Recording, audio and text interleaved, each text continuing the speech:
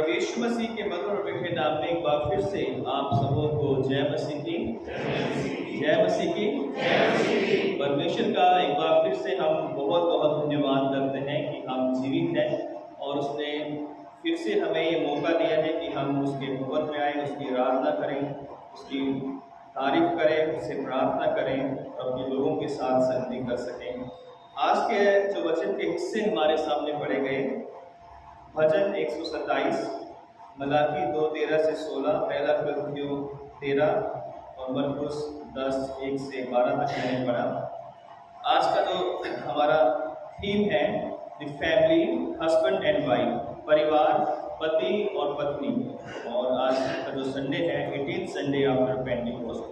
तो आज का जो थीम है परिवार, और उसमें विशेषकर आज हम बात करेंगे परिवार के बीच में जो पति पत्नी का रिश्ता है उसके विषय में हम बात करेंगे। तो आइए हम अपने सरों को झुकाएं और परमेश्वर से प्रार्थना करें। हे सर्वशक्तिमान पिता परमेश्वर, एक बार फिर से हम आपकी उपस्थिति में आते हैं। आपका धन्यवाद करते हैं कि आप जीवित हैं और प्रार्थना के सुनने वाले प्रभु हैं।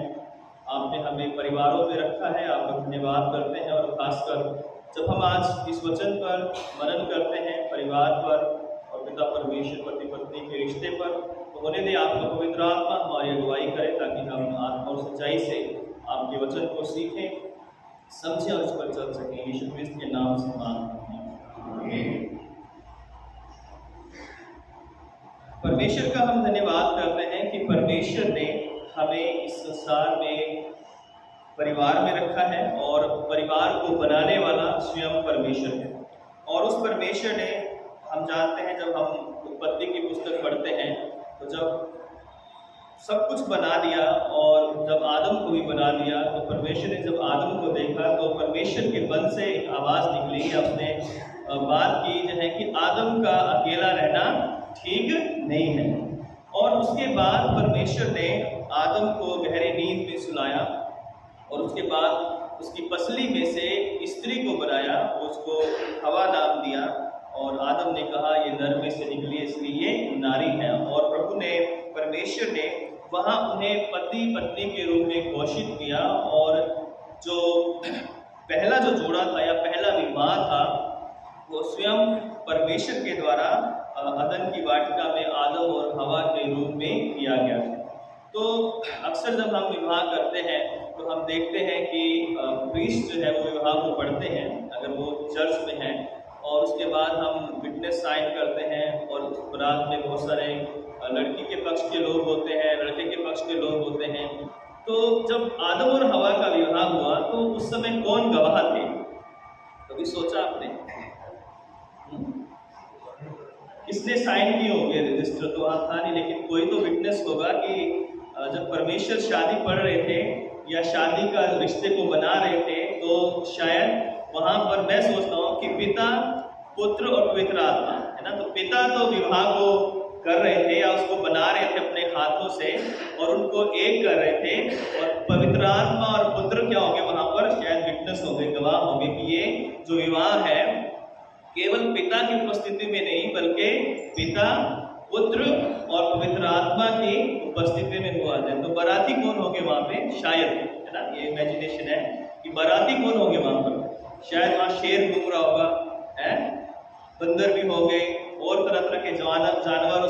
जब परमेश्वर ने सृष्टि को बनाया था, पेड़ पौधे, नदियाँ, नाले, ये सब क्या होंगे वहाँ पर उस विवाह के जो है बाराती होंगे, विटनेस होंगे, उस विवाह में आए होंगे। और इस तरह से हम देखते हैं कि स्वर्गदूत भी वहाँ पर मौजूद होंगे। जब सृष्टि को बनाया, आदम और हवा को बनाया, तो जो है वहाँ पर स्वर्गीय लोग भी थे और पृथ्वी के लोग भी थे जिनको परमेश्वर ने बनाया था। तो जब हम विवाह करते हैं तो हम पिता, पुत्र और पवित्र आत्मा के नाम से हम विवाह को बांधते हैं, क्योंकि वो शुरू से वो पिता, पुत्र, पवित्र आत्मा तीनों साथ थे जब पहला विवाह हुआ था।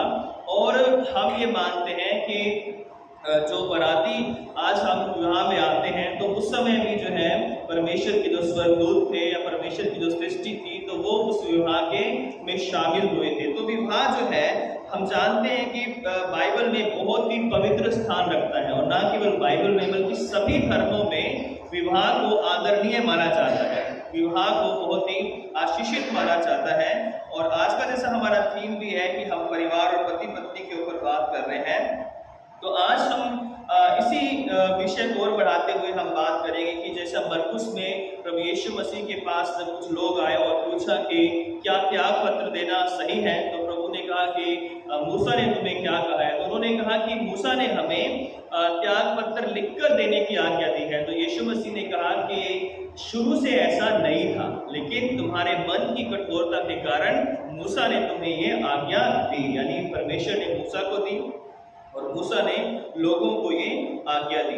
तो जब हम मरकुस 10वां अध्याय और अन्य जो हिस्से हमने जो पढ़े हैं उनको हम देखते हैं, तो यहाँ पे कुछ चीजें हम देख सकते हैं कि परमेश्वर आज विवाह से क्या चाहता है, या विवाह जो है, जबकि हम सब जानते हैं कि बहुत ही महत्वपूर्ण और बहुत ही एक आशीषित रिश्ता है, इसमें परमेश्वर स्त्री पुरुष से क्या चाहते हैं। तो पहली बात मैं आपके साथ बांटना चाहता हूँ कि God's plan is for man and women who marry to remain together as long as they live।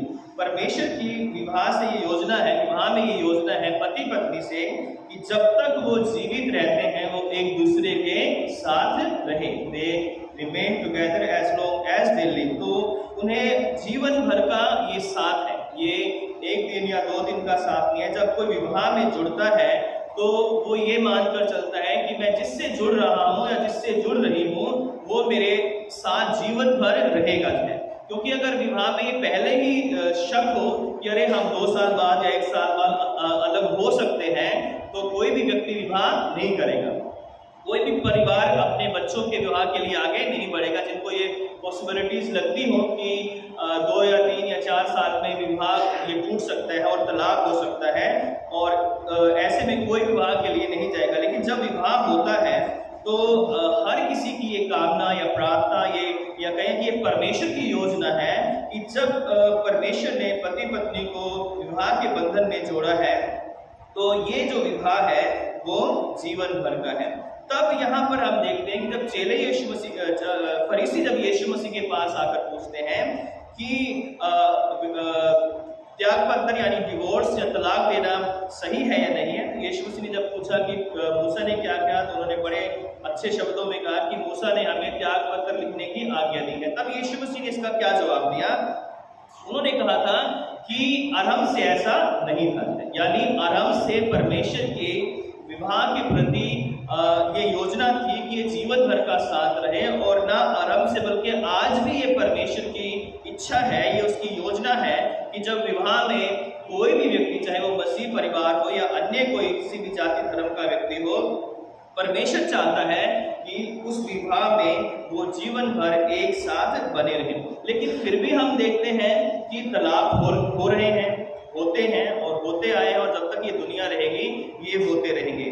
और इसमें जो है एक बात जो मैंने इस पर गौर किया कि यीशु मसीह ने कहा कि तुम्हारे मन की कठोरता के कारण ऐसा जो है मूसा ने लिखा था, यानी परमेश्वर कभी भी तलाक के पक्ष में नहीं है। वो कोई ऐसा रीजन नहीं है, एक रीजन को छोड़ के, व्यभिचार का रीजन को छोड़ के और अन्य कोई रीजन नहीं है। लेकिन उसके बाद भी शुरू में जब परमेश्वर ने जब विवाह किया था तो उसमें तलाक का कोई स्थान नहीं था। लेकिन मन की कठोरता क्या है?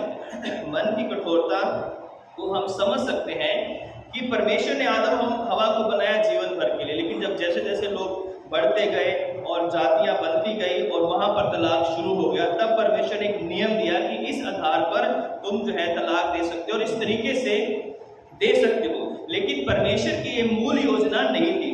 तो जब हृदय कठोर हो जाते हैं, और आज भी देखते हैं जो तलाक के कारण होते हैं वो हृदय के कठोर होना है ना। हृदय के कठोर होने में हम देखते हैं कि बहुत सारी बातें हम उस पर हम देख सकते हैं कि पहली बात कि जब हृदय कठोर होता है तो सबसे पहले आपसी प्रेम जो होता है वो खत्म हो जाता है। जिस जोड़े के बीच में उनका हृदय कठोर हो जाता है, चाहे स्त्री का चाहे पुरुष का, तो उनका प्रेम समाप्त हो जाता है। दूसरी बात कि उन्हें फिर हर एक बात में दूसरे की कमी नजर आने लगती है, छोटी छोटी बातों में अपने पार्टनर की कमियां नजर आने लगती है। तीसरी बात कि एक दूसरे पर बहुत ज्यादा क्रोध आने लगता है ना। जब हृदय कठोर हो जाता है तो क्रोध वहां पर आ जाता है। शक जो है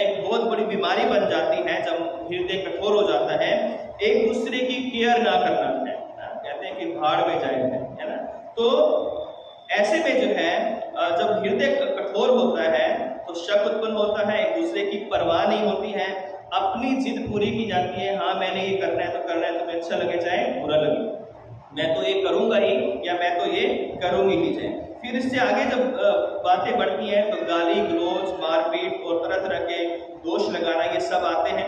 कई बार नशा, या चाहे वो स्त्री की तरफ से हो या पुरुष की तरफ से हो, तो कई बार नशा परिवार से ज़्यादा अच्छा लगने लगता है। शराब हो या चरस हो या गांजा हो या अन्य कोई भी नशे जब लोग करते हैं तो फिर वो अपने परिवार को कोई महत्व नहीं देते, ना अपनी पत्नी को ज़्यादा महत्व देते हैं, ना बच्चों को महत्व देते हैं, उनकी क्या ज़रूरतें हैं, उनको क्या चाहिए है, उनकी पढ़ाई लिखाई क्या है, नहीं, उन्हें सिर्फ अपने नशे से मतलब होता है कि हमें सिर्फ अपने नशे में सुबह से लेकर शाम तक डूबे रहना चाहिए। एक दूसरे का आदर समाप्त हो जाता है, फिर उनमें जो आपसी रिस्पेक्ट होती है वो खत्म हो जाती है, एक दूसरे को क्षमा करने के लिए तैयार नहीं होते हैं। पति पत्नी कई बार जो है ऐसे में गलत रास्तों पर चले जाते हैं, कई लोग विचार में पड़ जाते हैं। तो ऐसे में त्याग पत्र या तलाक होने की संभावना बहुत ज्यादा बढ़ जाती है जब मन कठोर हो जाता है ना। क्योंकि अगर प्रेम है तो प्रेम मन को नम्र और दीन और क्षमाशील और कोमल बनाता है, लेकिन जहाँ हृदय कठोर हो जाता है वहां पर ये बातें और भी इससे ज्यादा बहुत सारी बातें जो पाप की, बुराई की, एक दूसरे पर दोषारोपण की हो सकती हैं। और ऐसे में लोग जो है अपने विवाह में आशीष नहीं परंतु लड़ाई झगड़े, मन मुटाव और तलाक तक जो है वो पहुंच जाते हैं। इसमें जो है हम देखते हैं कि स्त्री और पुरुष दोनों का जीवन बर्बाद होता है, और कई बार हम देखते हैं कि बच्चों का जीवन बहुत ज़्यादा इससे प्रभावित होता है, बच्चों की लाइफ पूरी तरह से डिस्ट्रॉय हो जाती है। तो ऐसे में सबसे बड़ी बात यह है कि पति पत्नी को जब परमेश्वर ने जोड़ा है तो वो जीवन भर एक दूसरे के प्रति एक साथ जुड़े रहें और एक दूसरे के प्रति हमेशा वफादार बने रहें। और ऐसे में जो पहला ग्रंथ है उसको हमने पढ़ा है, उसके ऊपर हमें बहुत ज़्यादा मनन करने की जरूरत है। दूसरी बात यहाँ पर हम देखते हैं, पहली बात कि परमेश्वर की योजना है कि पति पत्नी जीवन भर एक दूसरे के साथ बने रहें। दूसरी बात कि it's God's plan that both man and women remain faithful to each other as long as they live. यह परमेश्वर की योजना है कि जब तक पति पत्नी जीवित रहते हैं विवाह के बंधन में, वो एक दूसरे के प्रति विश्वास योग्य रहे चाहिए। वो एक दूसरे को धोखा देने के लिए नहीं बनाए गए हैं, वो एक दूसरे को धोखा नहीं दे सकते, क्योंकि ये परमेश्वर की आज्ञा है, परमेश्वर का ये वचन है कि हमें एक दूसरे को धोखा नहीं देना है। विवाह का दूसरा नाम हम कह सकते हैं कि विश्वास योग्यता है, और जिस विवाह में विश्वास योग्यता नहीं है वहां पर परमेश्वर की आशीष भी नहीं है, वहां पर परमेश्वर के करुणा या दया भी नहीं है। क्योंकि यदि पति पत्नी एक दूसरे को धोखा दे रहे हैं और एक दूसरे के साथ वफादार नहीं है तो उस रिश्ते में ज्यादा दिन तक जो है उसको बने रहने की संभावना नहीं है। और इस कारण भी हम देखते हैं कि विवाह में तलाक की संभावनाएं बढ़ जाती है। इसलिए इब्रानियों 13:6 में लिखा है कि विवाह सब में आदरणीय बात है, विवाह सब में आदर योग्य है। विवाह जो है पवित्रता का रिश्ता है, विवाह जो परमेश्वर ने स्वयं बनाया है।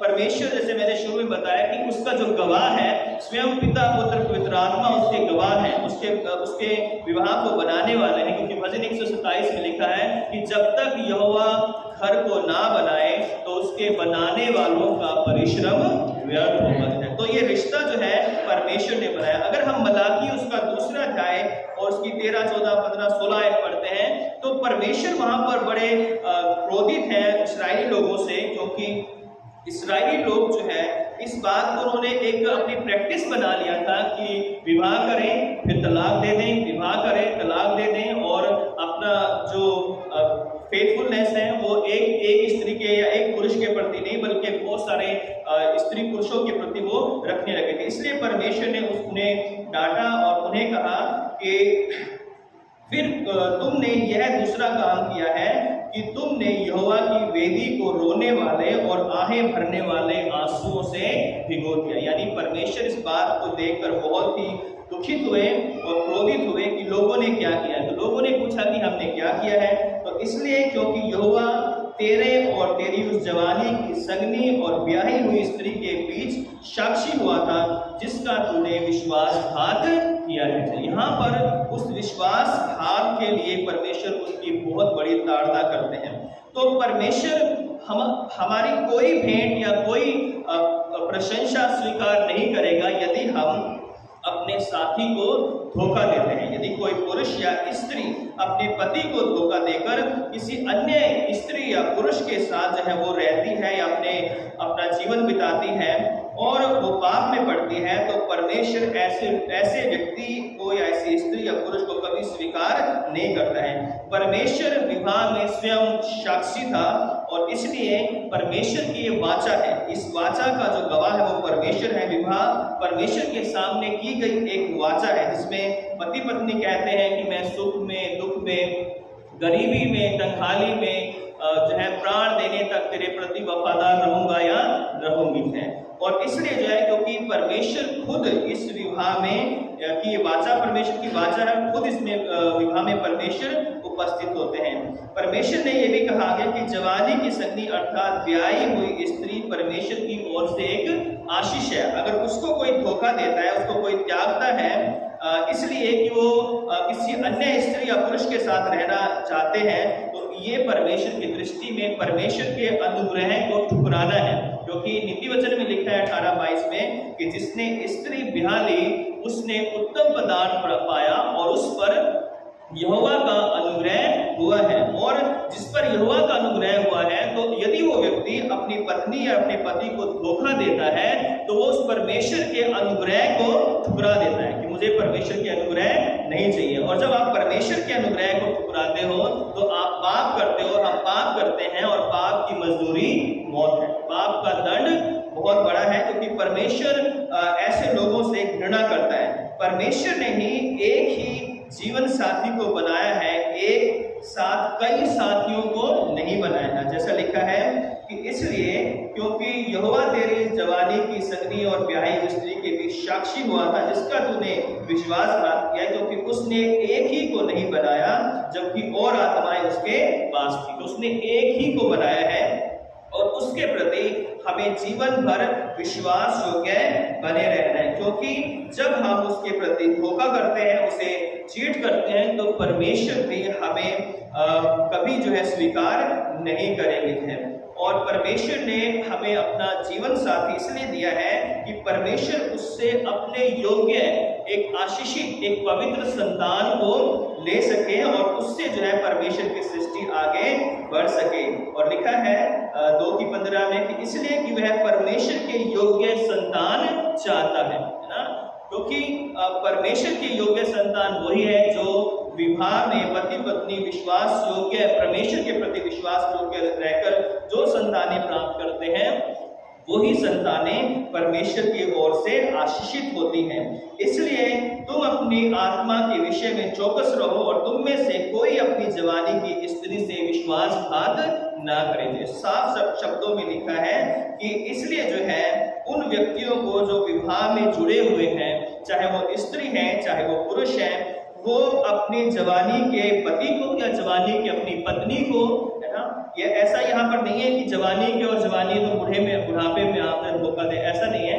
यानी जब विवाह होते हैं तो मोस्टली जो है जवानी में ही होते हैं। तो जो स्त्री और पुरुष हैं वो जवानी से लेकर और मरते दम तक के साथी हैं। तो ऐसे में यदि कोई स्त्री या पुरुष जो है अपने पति को या अपनी पत्नी को छोड़कर किसी दूसरे व्यक्ति के साथ अपने जो पाप के संबंधों में जीवन बिताता या बिताती है, तो वो परमेश्वर की ओर से बिल्कुल भी ग्रहण योग्य नहीं है। क्योंकि इस्राएल का परमेश्वर यहोवा यूं कहता है कि मैं स्त्री त्याग से घृणा करता हूँ। तो यहाँ पर हम ये भी कह सकते हैं कि परमेश्वर चाहे स्त्री त्याग हो चाहे पुरुष त्याग हो, है ना। आज के संसार में हम देखते हैं कि केवल जो है पुरुष ही स्त्रियों को नहीं त्याग रहे हैं, लेकिन बहुत बार हम देखते हैं कि स्त्रियां भी पुरुषों को त्याग रही हैं और उन्हें धोखा दे रही है। और ऐसा ही पुरुष भी जो है, यानी जो आदमी है वो भी औरतों को अपनी पत्नियों को धोखा दे रहे हैं। तो इस संसार में हम बहुत आयत से देख सकते हैं कि किस तरह से लोग जो है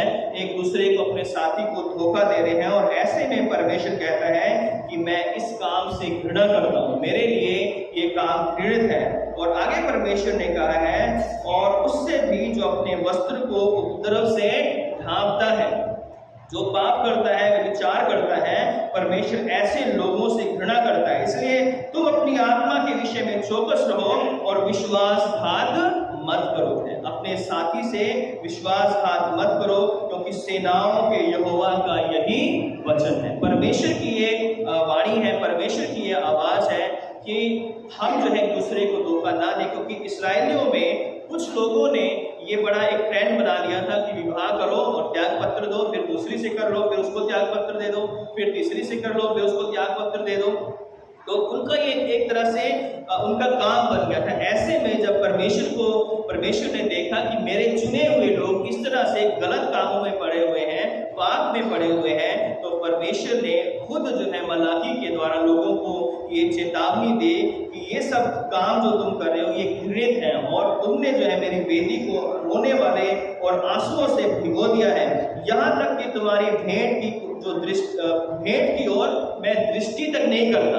फिर चाहे हम चर्च में या मंदिर में या कहीं भी जाकर हम लाखों पैसे हम डोनेट करते हैं, हम कंबल बांटते हैं, हम गरीबों को खाना खिलाते हैं, है ना, और अपने पति अपनी पत्नी के प्रति हम धोखेबाज हैं, तो वो आपकी भेंट या हमारी भेंट कभी भी परमेश्वर कहीं भी ग्रहण नहीं करेगा। क्योंकि साफ लिखा है कि तुमने मेरी जो वेदी है उसको आंसुओं से भर दिया है। परमेश्वर जो चाहता है कि जो पति पत्नी का जो संबंध है, जो रिश्ता है, उसमें विश्वास योग्यता बनी रह जाए। और परमेश्वर में हम बहुत सारे ऐसे उदाहरण देखते हैं बाइबल में भी जहां पर लोग बड़े विश्वास योग्य बने रह जाए। अगर हम मरियम और यूसुफ की बात करें तो यूसुफ को जब पता चला था कि मरियम जो है वो गर्भवती है, तो उसके मन में भी बहुत सारे हो सकता है कि विचार आए उसे।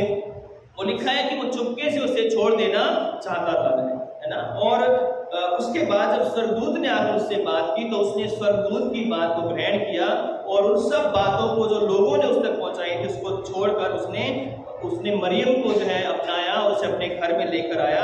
और उसके द्वारा हम जानते हैं कि हमारे संसार का मुक्तिदाता मेरे और आपको उद्धार करता इस संसार के अंदर आया जो है। तो इसलिए जो है विवाह में धोखा परमेश्वर को बिल्कुल भी स्वीकार्य नहीं है। और आज हम बहुत सारे लोगों को देखते हैं कि वो अपने साथियों को धोखा दे रहे हैं। वो सोचते हैं कि शायद हमें कोई देख नहीं रहा है, शायद हमें किसी को पता नहीं है, लेकिन ऐसी चीजें ज्यादा दिन तक ढकी नहीं रहती है। सच्चाई कभी ना कभी सामने आ जाती है और बाकी चीजें जो है माफ की जाती है ना, और माफ हो भी जाती है। लेकिन ये चीज जो है नीति वचन में लिखा है कि इससे मनुष्य को जलन उत्पन्न होती है और इस जलन में जो है व्यक्ति कुछ भी कर सकता है। और इसलिए जो है हर एक पार्टनर को अपने पति या अपनी पत्नी के प्रति वफादार रहना बहुत ही जरूरी, क्योंकि जो ये रिश्ता है वो परमेश्वर की ओर से बनाया गया है और इसमें विश्वास योग्यता बहुत जरूरी है। तीसरी बात जो है कि जो विवाह है वो परमेश्वर की ओर से एक बड़ा उपहार है, एक बड़ी आशीष है। इसलिए जो है इस विवाह के जीवन को स्त्री और पुरुष को परमेश्वर की आज्ञाओं को मानते हुए प्रेम और संभाल या जो केयर होती है और आदर के साथ इस विवाह के रिश्ते को जीना चाहिए। ये परमेश्वर की बहुत बड़ी आशीष है और इसको जब हम विवाहिक जीवन को जीते हैं तो इसमें प्रेम और भरोसा, केयर, रिस्पेक्ट और जिम्मेवारी होना बहुत ही जरूरी है। और इसलिए इफिसियों में, पतरस की पत्री में, कुलसियों में बार बार जो है परमेश्वर के दासों ने कहा कि हे पतियों अपनी पत्नी से प्रेम करो। पत्नी को कहा बार बार, 3 जगह मैंने पढ़ा, इफिसियों में और कुलसियों में और पतरस के 3 अध्याय में मैंने पढ़ा कि बार बार जब परिवार के बारे में ये लोग लिख रहे थे तो उन्होंने पहली बात ये लिखी कि हे पत्नियों अपने अपने पति के अधीन रहो, है ना। तो अधीनता का मतलब हम ये नहीं कि हम गुलाम रहें, लेकिन अधीनता का मतलब है प्रेम के साथ अपने पति का आदर करना, प्रेम के साथ अपने पति के अधीन रहना, उसकी आज्ञाओं को मानना और प्रेम के साथ जो भी काम है अपने मिलजुल कर जो है, चाहे कोई भी हमें घर खरीदना है, अपनी जॉब की या कहीं इन्वेस्ट करना है, कुछ भी काम जब हम करते हैं तो प्रेम के साथ मिलकर एक दूसरे के साथ करना और पति की अधीनता में पति के साथ रहकर उस काम को करना है। फिर मैंने आगे जो है जब इन वर्सेस को पढ़ा तो वहां पे फिर पतियों को बार बार लिखा गया कि हे पतियों अपनी अपनी पत्नी से प्रेम करो और उन्हें निर्मल पात्र जानकर उनका आदर करो, है ना। उनसे सख्ताई या उनसे कठोरता ना करो। ये नहीं कि जरा जरा बात पे आज नमक कम था तो तब पिटाई, नमक ज्यादा हो गया तब पिटाई, आज मिर्ची डालना भूल गए तब पिटाई, चाय में चीनी ज्यादा होगी तब पिटाई, आज ये कर दिया आज वो कर दिया। तो ऐसी छोटी छोटी बातों को लेकर अगर घर में पति जो अपनी हुकूमत जताएगा तो वो रिश्ता तो ज्यादा दिन तक ठहर नहीं सकता। इसमें इसलिए जो प्रेम होता है, प्रेम में सेक्रीफाइस होता है, त्याग होता है, और इसलिए विवाह का जो रिश्ता है उसमें पति पत्नी को एक दूसरे से जब प्रेम करना है तो वो त्याग सही है। जैसे मसीह ने कलीसिया के लिए अपने आप को त्याग दिया, उसी तरह एक दूसरे को हमें भी एक दूसरे के साथ हमें बने रहना है। तो यहाँ पर हम देखते हैं कि पति पत्नी को जो है परमेश्वर के भय में एक दूसरे की केयर करते हुए, एक दूसरे का आदर करते हुए, एक दूसरे की जिम्मेवारियां उठाते हुए अपने इस रिश्ते को जीना है। यदि हम इस रिश्ते में लापरवाही करेंगे तो इस रिश्ते में कभी भी हमें आशीषें नहीं मिलेंगी। यदि हम लापरवाह बनेंगे तो लड़ाई झगड़े शक और तरह तरह की बुरी बातें शैतान लेकर आएगा,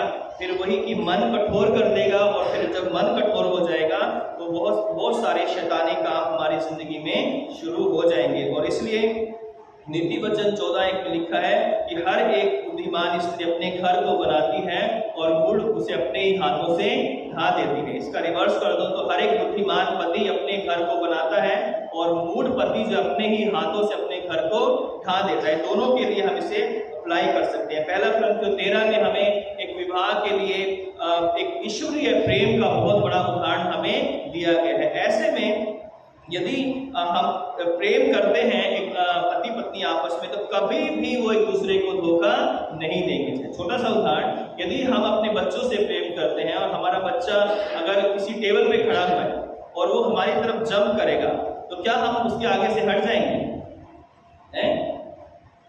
कभी भी नहीं हटेंगे हम। अगर वो टेबल से या किसी बेड से, कई बार बच्चे जंप करते हैं अपने माता पिता की तरफ, तो पूरे विश्वास के साथ कि मेरा पिता मुझे कभी धोखा नहीं देगा, और वो बच्चे जंप कर देते हैं, है ना। और पिता या माता भी चाहे खुद उनको चोट लग जाए वो अपने बच्चे को गिरने नहीं देते कि मैं जैसे होल्ड कर लूंगा या कर लूंगी। उसी तरह से जब आप पति या अपनी पत्नी से प्रेम करते हैं तो प्रेम में जो है नुकसान पहुंचाना कभी भी नहीं होता है। प्रेम में जो है धोखा देना कभी भी नहीं होता है। प्रेम में जो है क्रोध या ईर्ष्या या द्वेष, छोटी छोटी बातों पे लड़ाई झगड़े जरूर होते हैं, मैं ये मना नहीं कर सकता कि नहीं होते थे, लेकिन उसमें ये नहीं है कि आप 1 तारीख को लड़े तो 30 तारीख तक कोई कम्युनिकेशन नहीं है, कोई बातचीत नहीं है। पति पत्नी की लड़ाई ऐसी होती है कि रात को लड़े तो सुबह ड्यूटी के लिए फिर तैयार है तो फिर बातचीत करके जा रहे हैं, अगर सुबह लड़ेंगे तो शाम को फिर एक हो जाते हैं। इस तरह से इनकी लड़ाई ज्यादा बड़ी नहीं होनी चाहिए, और जब ज्यादा बड़ी होती है तो डिजास्टर लेकर आती है, जैसे समस्याएं लेकर आती है। इसलिए जो है जो आत्मिक प्रेम है उसमें बने रहना चाहिए। एक छोटा सा उदाहरण देकर समाप्त करना चाहता हूँ कि 2013 में एक केदारनाथ के अंदर एक बहुत बड़ा त्रासदी हुई थी, इसमें हजारों लोग मारे गए थे। तो एक व्यक्ति जो था वो राजस्थान का था, जयपुर का, और उस व्यक्ति का काम था जो है ट्रैवलिंग वाले जो होते हैं, जो लोगों को गाइड करते हैं, तो उसके पास उससे पहले एक ऑफर आया कि 4 धाम की यात्रा करवानी है एक ग्रुप को। और जब उसने ये सुना तो बड़ा खुश हुआ कि मैं उनको उस ग्रुप को जो है 4 धाम की यात्रा करवाऊंगा। तो अपने घर आया, अपनी पत्नी से कहा कि मुझे एक ऐसा ग्रुप मिला है जिसे मुझे 4 धाम की यात्राएं करवानी है, तो तुम भी तैयार हो जाओ, तो हम दोनों साथ मिलकर 4 धाम की यात्रा करके आएंगे। उन्होंने बच्चों को छोड़ दिया घर पे किसी अपने परिवार के व्यक्ति के पास, और वो चले गए। जब वो वहां पहुंचे तो जब वो केदारनाथ में गए तो हम जानते हैं कि बहुत बड़ी वहां पर त्रासदी आई, और उसके बाद कई सारे लोग जो थे वो मर गए, बह गए, और कईयों का पता नहीं लगा। तो इस घटना में क्या हुआ कि उस व्यक्ति की जो थी पत्नी भी उसमें लापता हो गई, बह गई कहीं, और वो व्यक्ति जो है उसके अपनी पत्नी को जो है ढूंढता रहा कई दिन तक, लेकिन उसे नहीं मिली है। उसके बाद उसने उसकी फोटो ली और हर गांव में जो उत्तराखंड का जो उस के आसपास जो जगह थी उसमें हर गांव में वो गया जो है, और उसने उसके पास जब पैसे खत्म हुए तो उसने अपने प्लॉट बेचकर अपने उस परिवार के लोगों को दिया ताकि बच्चों की जो पढ़ाई लिखाई वो चलती रहे। 2 साल, लगभग 2 साल तक वो ढूंढता रहा। उसके बाद जब वो लिस्ट आई तो उस लिस्ट में उसकी पत्नी, मरने वालों की लिस्ट में उसकी पत्नी का भी नाम था, और उसने उस लिस्ट को देखा और कहा कि गवर्नमेंट ने कहा कि मुआवजा लो और अपने घर चले जाओ। उसने कहा कि मेरी पत्नी मरी नहीं है, मैं मुआवजा नहीं लूंगा, और उसने ना मुआवजा लिया और ना इस बात को, उस लिस्ट को माना कि मेरी पत्नी मरी है। और वो गांव-गांव जाकर लगभग 19 महीने तक वो जाता रहा, हर एक गांव में जाकर अपनी पत्नी की फोटो लेकर और उसे ढूंढता रहा। उसके बाद एक दिन उसे कॉल आई कि एक गंगोली नाम का गांव है और उसमें से एक स्त्री घूम रही है, उसकी शक्ल जो है तुम्हारी पत्नी से मिलती है, लेकिन वो उसका अपना मानसिक संतुलन खो चुकी है। तो वो दौड़ा दौड़ा उसके पास गया और जब उसे देखा तो उसने देखा कि वो उसकी ही पत्नी थी। और उसके बाद 2015 के जनवरी में, एक जनवरी की बात है, जबकि 13 के जून में ये त्रासदी हुई थी, और वो 19 महीने तक उत्तराखंड में रुका रहा। वहीं उसने उसकी जांच पड़ताल की और अंत में उसने उस अपनी पत्नी को ढूंढ लिया है, और ढूंढ कर वो उसे अपने घर में ले आया, और आज वो दोनों जो है आज भी जीवित है और अपने पारिवारिक जीवन को जी रहे हैं। जबकि लिस्ट भी आ चुकी थी और उसके पास कोई और ऑप्शन नहीं था या कोई उसकी जानकारी नहीं थी कि वो जिंदा है नहीं जिंदा, लेकिन उसने ये विश्वास नहीं छोड़ा था। उसे ये विश्वास था कि मेरी पत्नी जो है मुझे दोबारा जरूर मिलेगी, और वो जिंदा है। उसके मन में ये आवाज आती थी, और इस कारण वो लगभग 19 महीने अपने बच्चों को छोड़कर, परिवार को छोड़कर, अपना काम छोड़कर वो वहां पर अपनी पत्नी को ढूंढता रहा। और एक ये जीवित उदाहरण है, उस व्यक्ति का नाम विजेंद्र है और उसकी पत्नी का नाम लीला है, जो कि आज भी, जैसे मैंने बताया, राजस्थान में वो है। तो ये ऐसा प्रेम का उदाहरण है जहां पर सब कुछ छोड़कर एक व्यक्ति अपनी पत्नी के लिए है वो सर्च कर रहा है, ढूंढ रहा है। वो चाहता था कि बच्चों के लिए दूसरी शादी भी कर सकता था और सोच सकता था कि अब तो वो नहीं है ना, अब मुझे उसकी क्या जरूरत, पता नहीं मिलेगी नहीं मिलेगी, लेकिन वो अपनी पत्नी के प्रति उसका प्रेम था और वो वफादारी थी कि वो उस पत्नी को 19 महीने तक खोजता रहा। तो ऐसा ही प्रेम आज विवाह में, ऐसे ही विश्वास योग्यता परमेश्वर चाहता है कि हम जो पति पत्नी का रिश्ता है वो परमेश्वर की ओर से बनाया गया है, और यदि हम इसमें विश्वास योग्य रहेंगे तो परमेश्वर हमें बहुत ही आशीषित करेगा। इन वचनों के द्वारा प्रभु आप सबों को आशीष बरकत दे, अपना अनुग्रह दे कि इस विवाह के रिश्ते को हम बनाए रखें, इसमें जुड़े रहें। और यदि कोई छोटी मोटी समस्याएं, परेशानियां आती हैं तो अगर सुबह समस्याएं तो शाम को उसे भूल जाए, अन्यथा ये छोटी छोटी समस्याएं जो है बाद में बड़ा रूप धारण कर लेगी तो शैतान अपना काम कर जाएगा। तो प्रभु चाहे वचनों के द्वारा आप सबों को आशीष बरकत दें। आइए प्रार्थना करें।